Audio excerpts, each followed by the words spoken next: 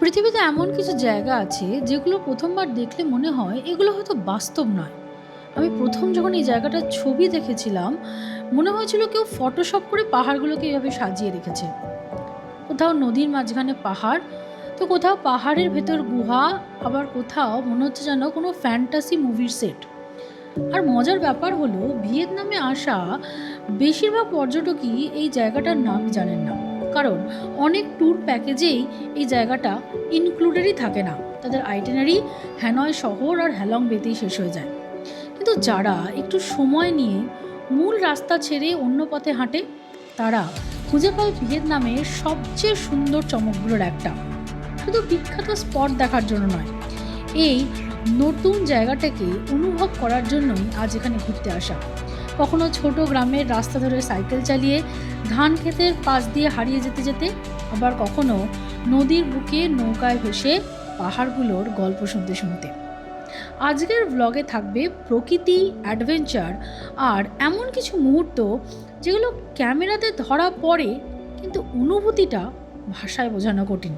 তো চলো, ভিয়েতনামের সবচেয়ে আন্ডাররেটেড অথচ সবচেয়ে মায়াবী জায়গাগুলোর একটাকে আজ ঘুরে দেখা যাক। ওয়েলকাম টু নিন বিন।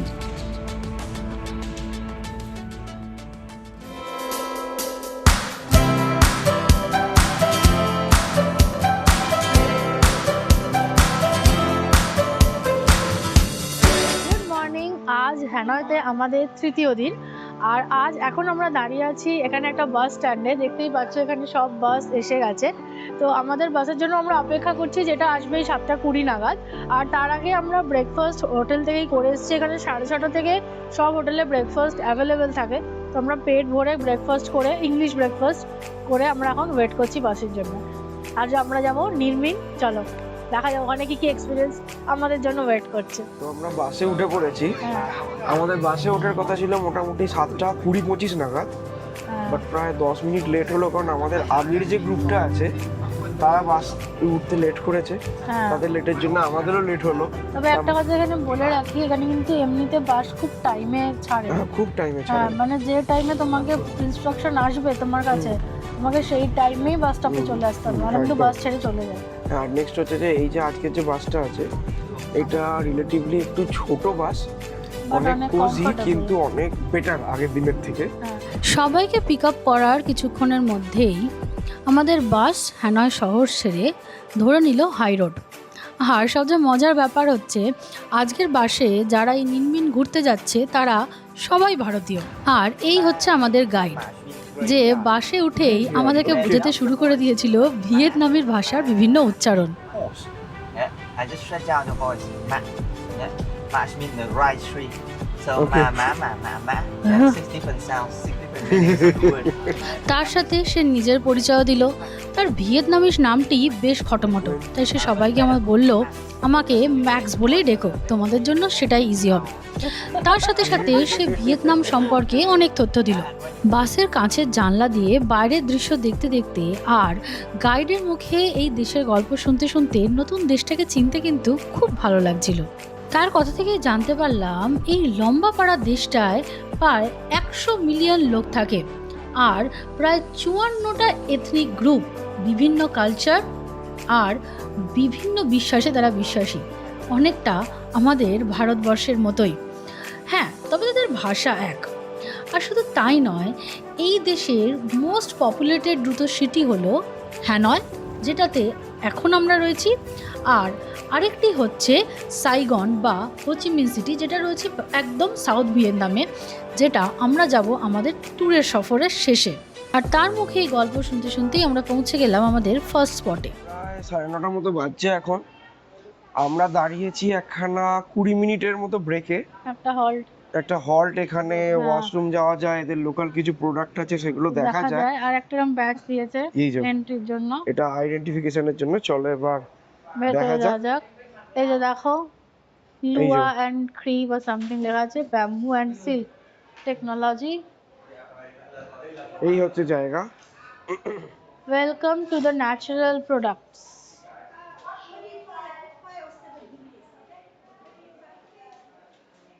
বাহ, কি সুন্দর, দেখো এখানটা এরকম বাঁশের ইয়ে করা আছে, কি সুন্দর জায়গাটা। একটা জিনিস দেখে গতকালও ভালো লেগেছিল আর আজকেও মুগ্ধ হলাম, সেটা হচ্ছে ভিয়েতনামের এই অর্গানাইজড ট্যুরিজম।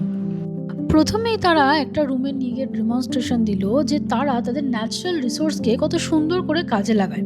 এই যেমন তারা ব্যাম্বু থেকেই তৈরি করে ব্যাম্বু ফাইবার এবং চারকোল, এবং সেগুলোকে দিয়ে তারা আবার বিভিন্ন মেডিকেটেড জিনিস তৈরি করে, এমনকি বিভিন্ন ক্লোদিং আইটেমসও তৈরি করে। খুব সুন্দর একটা ডেমনস্ট্রেশন দিল যে এখানে কোকোনাট ফাইবার আর ব্যাম্বু ফাইবার থেকে কত রকমের জিনিস এরা বানিয়েছে, সেটা হতে পারে হেড টাওয়েল থেকে শুরু করে face towel, even bamboo charcoal থেকে এরা এমন কিছু মেডিকেল প্রোডাক্ট বানিয়েছে এটা তোমার নেক পেন, নি পেন এগুলোর জন্য খুবই উপকারী। তো সেটা দেখানোর পর সেটাই কেনাকাটা করার জায়গা এবার আমরা এসেছি। এখান থেকে কেনাকাটা করো বা নাই করো, ভিয়েতনামের একটা জিনিসকে প্রশংসা করতেই হবে, এটা কি সুন্দর ট্যুরিজম ইন্ডাস্ট্রির সঙ্গে এদের অ্যাগ্রো বেসড ইন্ডাস্ট্রিটাকে ওতপ্রোতভাবে জড়িয়ে দিয়েছে। ফলে দুটো ইন্ডাস্ট্রি কিন্তু লাভবান হচ্ছে আর ট্যুরিস্টদেরও ভালো লাগছে। ব্রেক শেষ, আবার আমাদের যাত্রা শুরু হবে, তো উঠে পড়া যাক বাসে।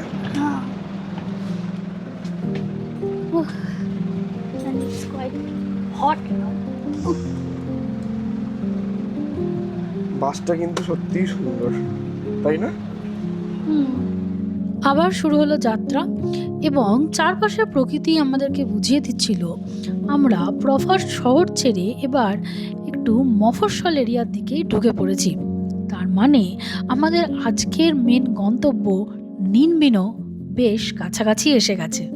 ওকে, আমরা এখন এসে নেমেছি আমাদের সেকেন্ড স্টপেজ, যেটা হচ্ছে কিং ডিন এম্পায়ার। এটা একটা ছোটোখাটো ভিলেজ টাইপ বলা যেতে পারে, খুব সুন্দর চারিদিকে প্রকৃতি, আকাশ ও মেঘলা, বেশ দুর্দান্ত লাগছে। এখানে প্রচুর ফরেনার দেখতে পাচ্ছি, তার সাথে সাথে প্রচুর মানুষ সাইক্লিং করছে, তো খুব এক্সাইটেড। ওই দিকটা খুব সুন্দর লাগছে দেখতে, আশা করি ওদিকে আমরাও যাবো।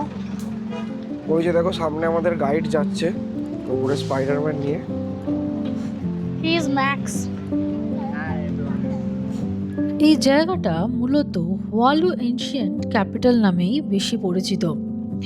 দশম ও একাদশ শতাব্দীতে এখান থেকেই শাসিত হতো পুরো ভিয়েতনাম দেশ। চারপাশে পাহাড় ঘেরা এই ঐতিহাসিক স্থানে এখন সংরক্ষিত রয়েছে সম্রাট ডিন এবং লের স্মৃতি বিজড়িত মন্দির। এটা বেসিক্যালি একটা টেম্পল, একটা পুরনো এনশিয়েন্ট টেম্পল। আমাদের গাইড আমাদের জন্য টিকিট নিয়ে এসছে, ম্যাক্স আমাদের জন্য টিকিট নিয়ে এসছে, তো আমরা এবার এখান দিয়ে ভেতরে ঢুকবো। And many people, when you come to Vietnam, many people thought that almost Vietnamese people we following Buddhism, yeah, because we have so many pagodas and temples everywhere, right? But actually, 70% of Vietnamese people have no religions. ভিয়েতনামের নির্মিন প্রদেশে অবস্থিত এই জায়গাটি শুধু একটি পর্যটন কেন্দ্র নয়, বরং ভিয়েতনামের ইতিহাসের এক গুরুত্বপূর্ণ অধ্যায়। কারণ 986 খ্রিস্টাব্দে ভিয়েতনামের দীর্ঘ রাজনৈতিক অস্থিরতার পর এটি একত্রিত হয় ডিন বো লিনের নেতৃত্বে, এবং এই হোয়া লুকে তিনি বেছে নেন তার রাজ্যের রাজধানী হিসাবে। বর্তমানে এখানে প্রাচীন রাজপ্রাসাদের বেশিরভাগ অংশ আর অবশিষ্ট নেই, তবে সম্রাট ডিন এবং লের স্মৃতির উদ্দেশ্যে নির্মিত মন্দিরগুলো এখনও সংরক্ষিত রয়েছে। কাঠ ও পাথরের সূক্ষ্ম কারুকার্য, ঐতিহ্যবাহী ভিয়েতনামি স্থাপত্য এবং শান্ত পরিবেশ পর্যটকদের বিশেষভাবে আকর্ষণ করে। তাহলে বলো এটা কেমন লাগলো? খুব ভালো লাগলো, জায়গাটা খুবই সুন্দর, ন্যাচারালি বিউটিফুল, তার সাথে এই এনশিয়েন্ট টেম্পলটা ওদের প্রথম কিং এর যে পুরো ভিয়েতনামকে ইউনাইটেড করেছিল। তো everything is really very good. আর এই জায়গায় আরেকটা জিনিস যেটা ভালো লাগলো যে এটা ফার্স্ট কোনো একটা জিনিস দেখলাম যেটা কমপ্লিটলি খুব ইউনিক ভিয়েতনামের জন্য, কারণ ওদের হিস্ট্রি, ওদের জীবন কীরকম ছিল, হ্যাঁ, তো খুব সুন্দর। এই যে যেখান দিয়ে আমরা এসেছিলাম দেখো সামনে, ওইখান দিয়ে আমরা এবার বেরোবো। ওকে, এখন যেখানে এসছি এখানে হচ্ছে বাইসাইকেলের পুরো জায়গা। এই যে দেখো ওইরকম বাইসাইকেল চুজ করেছে, এবং পুরো শহরটায়, মানে গ্রামটায়, নট শহর, এরকম বাইসাইকেল করে ঘোরা যায়। তো everyone is choosing the bicycle, তো নিউ এক্সপিরিয়েন্স। হ্যাঁ যাবো, ঠিক খুব এক্সাইটেড, এরকম তো কখনো তো কিছু করিনি কোথাও গিয়ে। হ্যাঁ, মানে ভিয়েতনামে এসে বাইসাইকেল চালাচ্ছি, ভাবা যায়। এই যে আমাদের সাইক্লিং অ্যাক্টিভিটি শুরু হয়ে গেছে।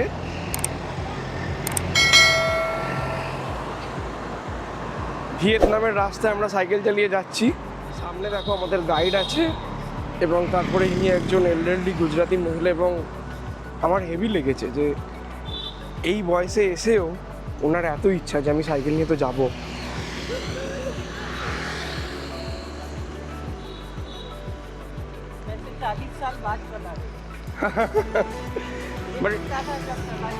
But doesn't look like. I'm actually recording you. Surprise! দেখো কে সাইকেল চালাচ্ছে। After so many years. So many years. I think at least 20 years. কিন্তু দুঃখের বিষয় সাইকেলটা চালাচ্ছে বাচ্চাদের সাইকেল। Because আমার হাইটটা শর্ট।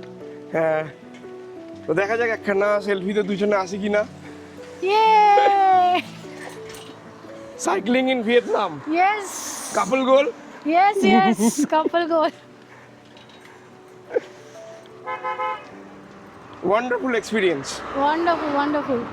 মানে এখন অবধি ভিয়েতনাম এসে যত কিছু করেছি আমার সময় এটা সব থেকে ভালো লাগছে। দুর্দান্ত লাগছে। যাই হোক, এখন একটু সাইকেল চালানোয় ফোকাস করি, আবার চালিয়ে বলবো যে কেমন কি হলো। হ্যাঁ। আমার নিজের ভেবে অবাক লাগছে যে আমি কি সুন্দর ডান দিকে চালানোর সাথে নিজেকে অভ্যস্ত করে ফেললাম, যেখানে আমার পুরো অভ্যেস বাঁ দিকে চালানোর। পিছনে পাহাড় এবং দেখো সামনে পাহাড়, উঁচু উঁচু পাহাড়, তার মধ্যে দিয়ে সাইকেল চালিয়ে যাচ্ছি। এ তো এক আলাদাই অনুভূতি। এখন যেহেতু গড়ান দিয়ে নামছি, সাইকেল নিজের স্পিডে যাচ্ছে।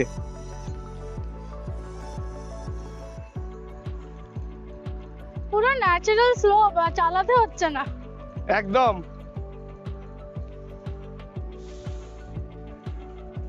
দেখো গাইডের পাশে যাচ্ছি, গাইডকেও দেখিয়ে দিচ্ছি। হে max. Yep. Yeah, let them see around. Very beautiful. Yes.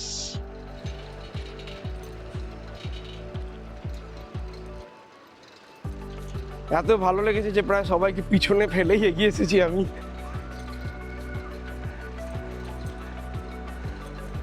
ভীষণ ভীষণ ভীষণ সুন্দর এই জায়গাটা। নর্মাল রাস্তা দিয়ে ঘোরাঘুরির পর আমরা এইবার গ্রামে প্রবেশ করলাম। এই হচ্ছে ভিয়েতনামের গ্রাম। এদিকে পুরো ধান ক্ষেত। ওয়াও, এটা যদি হলুদ থাকতো আরো ভালো লাগতো। ইয়েস। হ্যাঁ। বড় কথা কি যে আজকে ওয়েদারটা মেঘলা থেকে বেশি ভালো হয়েছে। হ্যাঁ। রোদ নেই, মজা হচ্ছে সাইকেল চালিয়ে। হ্যাঁ।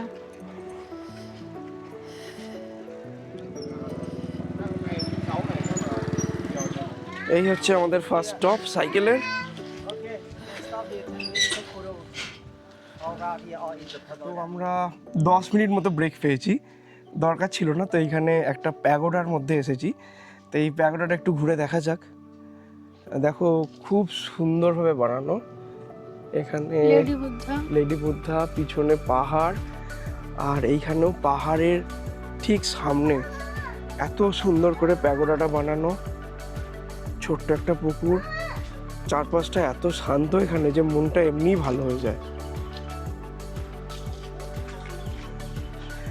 মনে হচ্ছে না এখানেই রয়ে যাই। হ্যাঁ। রোজ সাইকেল নিয়ে বেরোবো, শরীর এমনি ঠিক হয়ে যাবে। হ্যাঁ, তবে প্রবলেম একটাই হবে, কি? ভাষা কিছু বলতে পারবো না। ভাষা শিখে ফেলবো। ওই 4 রকমের মা, হ্যাঁ, 6 রকম।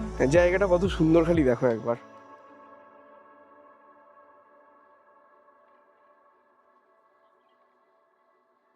একটা দুর্দান্ত অভিজ্ঞতা শেষ করে এবার ফাইনালি আমরা আবার ফিরে যাচ্ছি। বাট কিছু কিছু জিনিস হয় যেগুলো সারা জীবন মনে থাকে, এটা ডেফিনেটলি তাদের মধ্যে একটা। তো এই দুর্দান্ত সাইকেল চালিয়ে অবভিয়াসলি খিদে পেয়ে গেছে, তো আমরা এখন লাঞ্চ করতে এসেছি। তুমি খিদে পেয়েছো? তোমার হাংরি? হ্যাঁ। তো এই যে এখানেও বাফে লাঞ্চ অর্গানাইজ করা হয়েছে। চলো দেখি কোথায় বসা যায়। বড় সড়ো রকমের বাফে লাঞ্চ অর্গানাইজ করা হয়েছে বলেই মনে হচ্ছে। চলো এবার দেখা যাক কি খাওয়া যায়। লাঞ্চের আয়োজন তো যাকে বলে একেবারে ভুরিভোজ। বেশিরভাগ খাবারই ভিয়েতনামিজ, কিন্তু তাতে কি হবে, ভেজ ননভেজ সব রকমের আইটেমই রয়েছে এখানে। আর হ্যাঁ, এই যে বাফে লাঞ্চটা সেটা আজকে ট্যুরের প্যাকেজের মধ্যে ইনক্লুডেড, যেটার জন্য আমাদের আর কোনো এক্সট্রা টাকা দিতে হয়নি। বেসিক্যালি নিনমিন ডে ট্যুরে 3টে মেজর ট্যুরিস্ট অ্যাট্রাকশন স্পট, তার সাথে বাফে লাঞ্চ আর অ্যাক্টিভিটির মধ্যে সাইক্লিং আর বোটিং ইনক্লুডেড থাকে। এর চেয়ে বাইরে কিছু করতে চাইলে সেটা তখন নিজের পয়সা খরচ করে করতে হবে। খাওয়া হয়ে গেছে এবং আজকের লাঞ্চটা সত্যি গ্র্যান্ড ছিল, মানে কি খাইনি আজকে, মানে এত রকমের ভিয়েতনামিজ ডেলিকেসি তো খেয়েছি, যার মধ্যে ভিয়েতনামিজ ফ্রাইড রাইস, ভিয়েতনামের হানি চিকেন, একটা নতুন ধরনের ফিশ ফিলে ফ্রাই, তুমি প্যান ফ্রাইড গোট খেয়েছো? Pan fried goat. হ্যাঁ, প্যান ফ্রাইড গোট খেয়েছো। অনেক রকমের, একটা খেলাম রাঙালু আর ওল দিয়ে বানানো এক ধরনের মিষ্টি, খুব একটা মানে খুব গাঢ় মিষ্টি নয়, বাট খুব সুন্দর খেতে। আমাদের কালকে হ্যালংবের চেয়েও এইখানে খাওয়া আমাদের বেশি ভালো লাগে। একদম প্রচুর রকমের ফ্রুট স্যালাডস, অনেক কিছু অনেক কিছু। ওকে, যারা দুর্দান্ত লাঞ্চের পর এবার আমরা যাচ্ছি আমাদের একদম final destination, highlight of the day, সেটা হচ্ছে ব্যাম্বু বোটিং ট্রানাং মুয়াতে। এবং মানে এটার জন্যই আমাদের এখানে আসা। হ্যাঁ, বাট টু বি ফেয়ার, এর আগে যে সাইক্লিংটা করেছি ওটাও দুর্দান্ত লেগেছে। বাট এইখানে আমরা প্রায় 1.5 ঘন্টা নদীর ওপরে বোটে করে ঘুরবো, ডিফারেন্ট কেভসের মধ্যে যাব। হ্যাঁ, ইট will B a fantastic experience. Yes.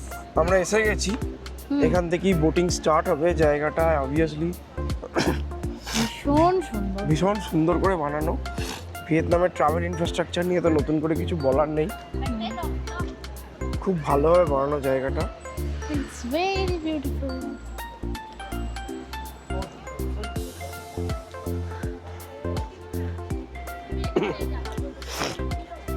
এখান থেকেই সব ব্যাম্বু বোটগুলো ছাড়ছে, ছেড়ে ওই যে ওদিকে যাচ্ছে। And these are really bamboo boat. প্রকৃত আজকে বাঁশ দিয়ে বানানো বোট। কালকের মতো নয়। আমাদের জার্নি স্টার্ট হয়ে গেছে। এই যে আমাদের গ্রুপে সবাই যাচ্ছে আস্তে আস্তে। লাইফ জ্যাকেটও চলে আসছে, পিছনে আমাদের মাঝি লাইফ জ্যাকেট পাস করছে এবং সামনে ওই হচ্ছে ট্রানাং। Let's go. এই হচ্ছে আমাদের বোট, আমরা জার্নি স্টার্ট করে দিয়েছি। জার্নি শুরু করার কিছুক্ষণের মধ্যেই চলে এলো প্রথম কেভ। এই যে রুটটায় আমরা যাচ্ছি সেখানে টোটাল 4টে কেভ পড়বে এবং প্রতিটা কেভ একটার চেয়ে আরেকটা আরও বড় হবে। তো চলো দেখা যাক এই কেভের ভেতরে কি অপেক্ষা করছে আমাদের জন্য।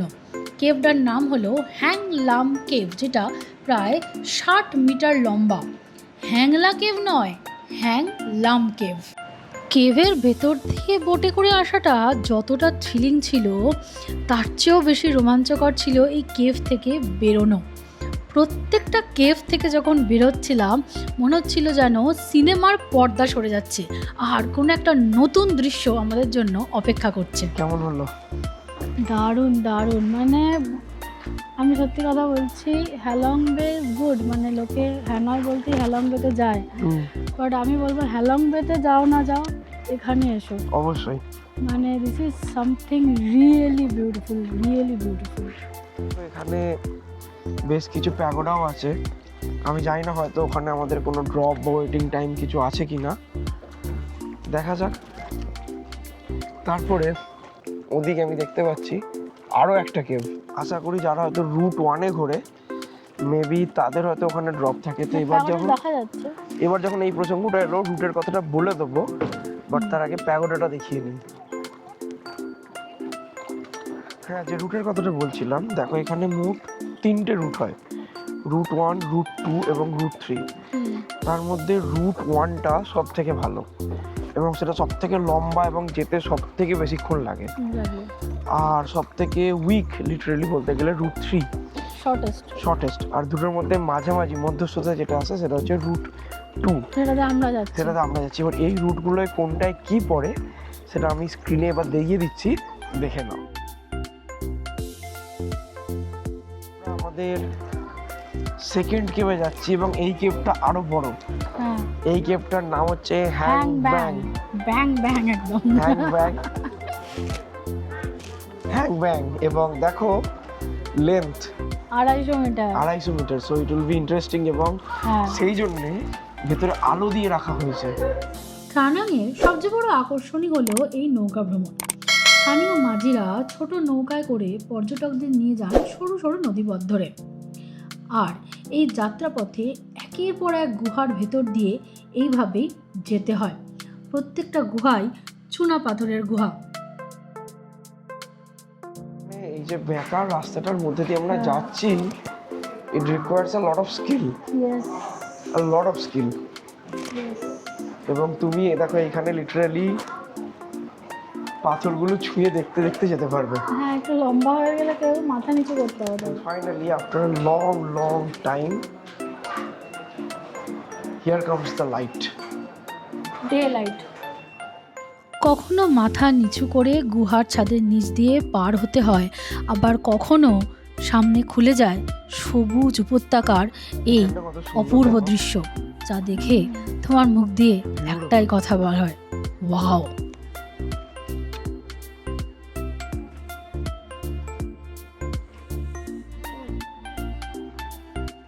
ট্রানাংয়ের যেখানটা এখন আমরা ঘুরছি, এটার সম্বন্ধে একটা খুব ইন্টারেস্টিং ফ্যাক্ট আছে। তুমি বলবে না আমি বলবো? আর আমি সেলফি নিতে ব্যস্ত আছি। তো আমাদের সবার একখানা দেখা খুব প্রিয় movie King Kong skull island, yes তার শুটিং হয়েছিল এখানে। ইয়েস। এবং যদি মুভিটা দেখে থাকো তো এখানটা দেখেই সেটা বোঝা যাচ্ছে। এখন এবারে ভিউটা দেখানো হবে তোমাদের। এই যে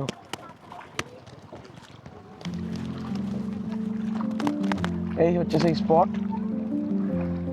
এইখানেই শুট হয়েছিল কিং কং স্কাল আইল্যান্ডের। যদিও ট্রানাংকে বলা হয় হ্যালং বে অন ল্যান্ড, বাট আমার মনে হয় ট্রানাং শুধু একটা সুন্দর পর্যটন কেন্দ্র নয়, এটি এমন একটি জায়গা যেখানে প্রকৃতি, ইতিহাস এবং সংস্কৃতি একসঙ্গে মিলেমিশে গেছে। তাই জন্যই তো এই নদীর বুকে নৌকা বিহার করতে করতে মাঝে মাঝেই চোখে পড়ে বিভিন্ন প্রাচীন প্যাগোডা, যেমন এটি জলের মধ্যে অর্ধ নিমজ্জিত অবস্থায়, কি জানি কত হাজার বছর ধরে এইভাবেই দাঁড়িয়ে রয়েছে।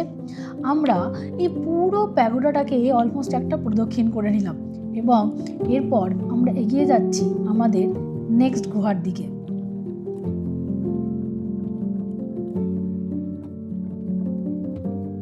আচ্ছা, অভিজ্ঞতা এখনো শেষ হয়নি। আমাদের সামনে আসছে সব থেকে বড় কেভ এই রুটে এখনো অবধি, 320 মিটার, এবং নামটা কিন্তু বেশ বড় দেখাচ্ছি। দেখো নামটাও বড় কেভের মতোই, হ্যান ট্যাং ট্র। এই কেভে অনেক জায়গায় উচ্চতা এত কম থাকবে যে মাথা নিচু করতে হবে। চলো দেখা যাক। স্টালাকটাইটস, ইয়েস।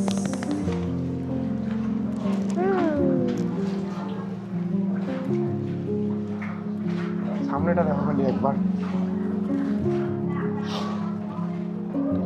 সামনে ওইখানটায় মাথা নিচু করতেই হবে।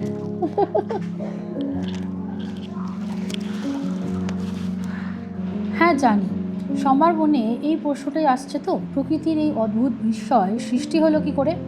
আসলে লক্ষ লক্ষ বছর আগে এই অঞ্চলটি সমুদ্রের নিচে ছিল। সময়ের সঙ্গে সঙ্গে ভূতাত্ত্বিক পরিবর্তনের ফলে গড়ে ওঠে এই অসাধারণ কার্স ভূদৃশ্য। এতটাই অনন্য এই জায়গা যে 2014 সালে ট্রানাং পায় ইউনেস্কো ওয়ার্ল্ড হেরিটেজ সাইটের তকমাও। কি অবস্থা দেখো এখন। মাথা তুলতে পারছি না, কারণ মাথা ঢুকে যাবে। রিয়েলি লো ফিলিং। আবার কিছুটা মাথা তোলার জায়গা পাওয়া গেছে। হ্যাঁ, and finally হ্যাঁ। end of the cave. Wonderful experience. একটা জিনিস লক্ষ্য করলে অবাক হবে, দেখো প্রত্যেকটা গুহা থেকে যখন আমরা বেরোচ্ছি, সামনের যে দৃশ্যপটটা আমাদের সামনে আসছে সেটা আগেরটার চেয়ে সম্পূর্ণ আলাদা। সত্যি প্রকৃতি এক আলাদাই জাদুকর। মানে ভিয়েতনামে এসে এইটা এখনো অবধি হলো এমন একটা এক্সপিরিয়েন্স যার কোনো তুলনা হয় না। সরি, আমি একটু ফটো তোলায় ব্যস্ত। আচ্ছা, গেস করতে পারো এই চুনা পাথরের পাহাড়গুলো যেগুলো আমরা এখন দেখতে পাচ্ছি সেগুলোর বয়স কত?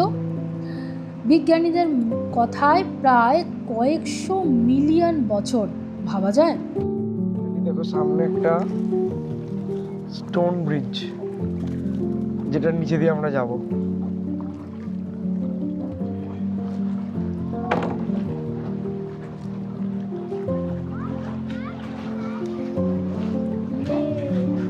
আমরা অলমোস্ট বলা যায় এবার 50 পথ ধরে নিয়েছি। হ্যাঁ, আর এই নিনবিনে এসে এই বোট রাইড করতে গেলেই দুটো জায়গার কথা মাথায় আসে। একটা হচ্ছে ট্যামকক আর একটা হচ্ছে ত্রান আং। ত্রানাং সম্বন্ধে তো তোমাদের বললাম, দেখালাম কি জায়গা। এবার ত্রানাং আর ট্যামককের মধ্যে পার্থক্য কি?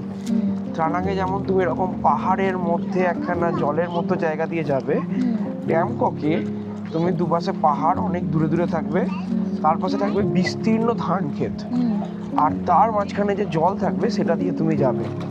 সেটা এক্সেপশনালি সুন্দর লাগে যখন ধান পেকে যায়, অর্থাৎ ধান যখন সোনালি হয়ে যায় সেই সময়টা, যেটা টুয়ার্ডস ওই সেপ্টেম্বরের দিকে সময়, ওটা খুব ভালো লাগে। এখন গেলে আমরা কিছুই দেখতে পাবো না, সেই জন্য আমরা যাইনি। আচ্ছা, তোমরা নিজেরা আসো কি কারোর থ্রু দিয়ে আসো, যদি এইরকম টাইমে আসো যখন আমরা এসেছি, মানে ধরে নাও এই মার্চ, জানুয়ারি, ফেব্রুয়ারি, মার্চ এরকম টাইমে, দেন কাম ফর ত্রানা। এবং আমার ইঞ্জিনিয়ারও মনে হয় ত্রানাং বেটার ট্যামককের থেকে, আমাদের নিজেদের যে ধরনের জিনিস পছন্দ তার উপরে। প্যাডি ফিল্ডের মাঝখানে বোটে করে যাওয়ার এক্সপিরিয়েন্স আমাদের দেশেও অনেক জায়গায় হতে পারে, বাট এই যে জিনিস, এই যে পাহাড়ের মাঝখান দিয়ে এই রকম একটা জায়গায় বোটে করে যাওয়া, এটা সত্যিই ইউনিক। ইউনিক। তো আমার সবসময় বলবো ত্রানাঙেই আসার চেষ্টা করো। একদম একদম। এদিকে ঘুরতে ঘুরতে আমরা চলে এসেছি আমাদের আজকের রুটের 4th তথা লাস্ট কেভ হ্যাং ডাইতে, যেটা 150 মিটার লম্বা। ইয়েস, এবং কেভে ঢোকার সাথে সাথে হেড পজিশন,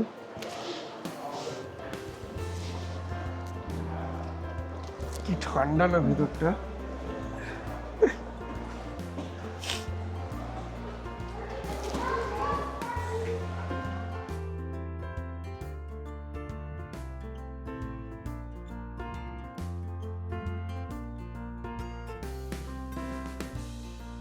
দেখতে দেখতে 150 মিটার পথ আমরা পেরিয়ে গেলাম, আর আবার গুহার ওপারে দেখা যাচ্ছে সূর্যের আলো। তার মানে আবার একটা নতুন দৃশ্যপট আমাদের সামনে ওপেন হতে চলেছে।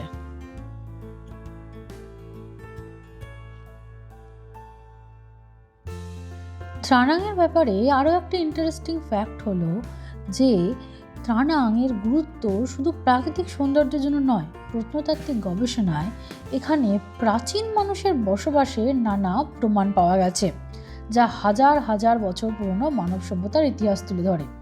এখানে আমরাও দেখতে পেলাম কিছু লোকাল লোকজন এভাবে কিছু কুঁড়ে ঘরের সামনে বসে মাছ ধরছে, যদিও তারা আদিবাসী কিনা সেটা আমাদের জানা নেই।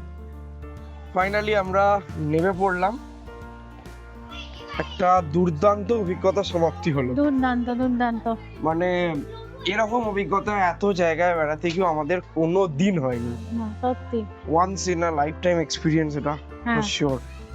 কেন সবাই বলে ভিয়েতনামকে হিডেন জেম, সেটা একদম জানার জন্য এখানে এসো। Vietnam is not only about Ba Na Hills, it's not only about Halong Bay, Ninh Binh is something really good. ভীষণ সুন্দর লেগেছে। This is a memory that I'll keep with myself forever. শুধু ভিয়েতনামের প্রাকৃতিক সৌন্দর্য নয়, পর্যটকদের আনন্দ দেওয়ার জন্য যে কোনো যাওয়ার রাস্তাকেও এরা এত সুন্দর করে সাজিয়ে রেখেছে যে তুমি সেখানে 2 মিনিট দাঁড়িয়ে ছবি না তুলে পারবে না। যেমন সবাই এই সুন্দর লন্ঠন দেওয়া জায়গাটায় ছবি তুলতে ব্যস্ত, আমরাই বা বাদ যাই কেন? ম্যাক্সকে ডাকলাম আর বললাম, আমাদের বেশ কয়েকটা সুন্দর সুন্দর ছবি তুলে দাও তো এখানে। অভিজ্ঞতার ঝুলি পূর্ণ, এবার হোটেলে ফেরার পালা। আমরা উঠছি আমাদের বাসে 29K04108। নিয়ম মাফিক বাস আবার রওনা হলো হ্যানয়ের উদ্দেশ্যে। এক রাত সুন্দর সুন্দর স্মৃতি নিয়ে আমরা ফিরছিলাম, যদিও মন তো চাইছিল না এই সুন্দর নির্ভীক শহরকে ছেড়ে যেতে। আমাদের হ্যানয়ের তৃতীয় দিন, অর্থাৎ নিনবিনের অভিজ্ঞতা শেষ হচ্ছে এখানে। কেমন লাগলো সেটা কমেন্ট করে অবশ্যই জানাও। যদি ভালো লাগে তাহলে ভিডিওটা লাইক করো, আর যদি আমাদের চ্যানেলে নতুন হও বা আমাদের ভিডিও যদি ভালো লাগে তাহলে অবশ্যই চ্যানেলটা সাবস্ক্রাইব করো। এর আগের দিন অর্থাৎ হ্যালংয়ের ভিডিওটা পেয়ে যাবে এইখানে, আর এই গোটা সিরিজটাকে ফলো করতে পারো এই প্লেলিস্টে। খুব শীঘ্রই তোমাদের সবার সাথে দেখা হচ্ছে দানাংয়ে। সবাই খুব ভালো থেকো, বাই।